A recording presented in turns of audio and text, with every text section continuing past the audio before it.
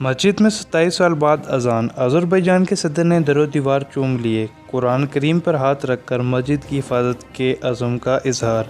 آذربائیجان کے صدر نے ارمینیا سے جنگ جیتنے کے بعد تاریخی مسجد کا دورہ کیا۔ ناگورنو قراباخ کی مسجد میں 27 سال بعد اذان کی آواز گونج اٹھی۔ غیر ملکی خبررساں ادارے کے مطابق ارمینیا کے قبضے سے آزادی کے بعد آذربائیجان کے صدر الہام علیوف نے تاریخی اقدام مسجد کا دورہ کیا۔ انہوں نے مسجد کے در و دیوار چومے اور قرآن پر ہاتھ رکھ کر مسجد کی حفاظت کا عزم کیا۔ 27 سال بعد اقدام مسجد سے گونجنے والی اذان کی آواز قراباخ کی فتح کا اعلان بھی ہے۔ اس موقع پر حرکت انگیز مناظر دیکھنے میں آئے۔ انہوں نے فرد جذبات سے مغلوب ہو کر مسجد کے در و دیوار چومے اور قرآن کریم پر ہاتھ رکھ کر مسجد کی حفاظت کے عزم کا اظہار کیا۔ صدر الہام علیوف نے اپنے بیان میں کہا کہ انہوں نے خانہ کعبہ میں اللہ تعالیٰ سے دعا مانگی تھی کہ وہ انہیں غاصبوں کے قبضے سے اپنی سرزمین آزاد کرانے کی قوت دے۔ خوش قسمت ہوں کہ اب تابحال اقدام مسجد میں کھڑا ہوں اور دعا قبول کرنے پر اللہ کا شکر ادا کرتا ہوں۔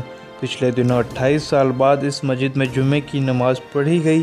اس سے پہلے ارمینیا کے قبضے کے دوران اس مسجد کی بے حرمتی بھی کی جاتی رہی ہے۔ آذربائیجان نے ایک ماہ طویل جنگ کے بعد ناگورنو قراباخ سمیت کئی مقبوضہ علاقے ارمینیا سے آزاد کرائے ہیں۔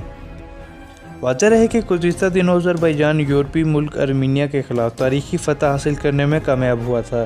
ارمینیا نے 90 کی دہائی میں آذربائیجان کے علاقے ناگورنو قراباخ پر قبضہ کر لیا تھا، جس کے بعد دونوں ممالک کے درمیان کئی خونریز جنگیں ہوئیں۔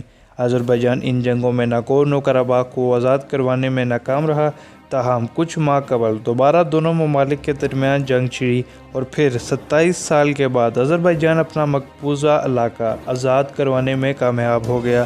اس جنگ کے دوران آذربائیجان نے ارمینیا کی فوج کو بدترین شکست سے دوچار کیا۔